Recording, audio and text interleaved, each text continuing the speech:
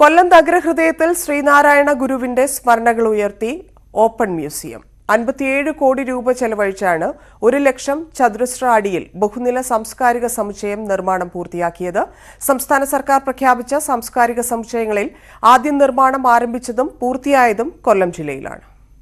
ജാതിഭേദം മതദ്വേഷം ഏതുമില്ലാതെ സർവരും ജാതിഭേദം മതദ്വേഷം ഏതുമില്ലാതെ സർവരും.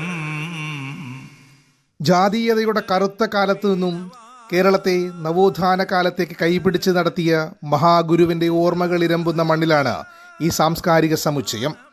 ആശ്രാമത്ത് 3.5 ഏക്കറിൽ നിർമ്മാണം പൂർത്തിയായ ചരിത്ര മ്യൂസിയത്തിൽ ഗുരുദേവ ദർശനങ്ങൾ ഉൾപ്പെടുത്തിയുള്ള library, digital library, art gallery, നാടകശാല, സിനിമാ തിയേറ്റർ, ഗോത്രകലാ മ്യൂസിയം, കലാപരിശീലന കളരി, ഓപ്പൺ സ്റ്റേജ് തുടങ്ങി ഒരു സാംസ്കാരിക സമുച്ചയത്തിന് ആവശ്യമായതെല്ലാം ഉണ്ട്. എം മുകേഷ് MLA സ്വപ്ന പദ്ധതിയാണിത്. നമുക്ക് കൊല്ലത്തിൻ്റെ മനസ്സറിയാം. ചെറിയ കലാപരിപാടിയാണെങ്കിൽ പോലും ആളുകൂടുന്ന സ്ഥലമാണ്. ഇവിടെ ഇതിൻ്റെ തൊട്ടടുത്ത് ആശ്രാമ മൈതാനത്ത് ഇടയ്ക്കൊക്കെ ചില എക്സിബിഷനുകളും സർക്കസും ഒക്കെ വരുമ്പം തന്നെ എന്തും വേണ്ടി ആളാണ് വരുന്നത്. ആ പുറത്ത് പോയി കാര്യങ്ങൾ ആസ്വദിക്കുവാനും കുടുംബത്തോടൊപ്പം പോകാനും ഒക്കെ ഉള്ള ആ പഴയ ടേസ്റ്റ് ഇപ്പോഴും കൊല്ലംകാർക്കുണ്ട്.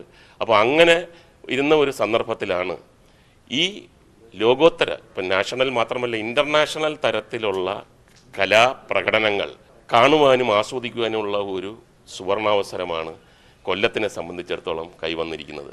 നവോത്ഥാന നായകർക്കും നവോത്ഥാന ചിന്തകൾക്കും പ്രാധാന്യം കൽപ്പിക്കുന്ന സംസ്ഥാന സർക്കാർ കൊല്ലത്തിന് നൽകിയ സമ്മാനം കൂടിയാണിത്. സാംസ്കാരിക സമുച്ചയം അടുത്ത മാസം 4-ന് മുഖ്യമന്ത്രി നാടിന് സമർപ്പിക്കും. ന്യൂസ് 18 കൊല്ലം.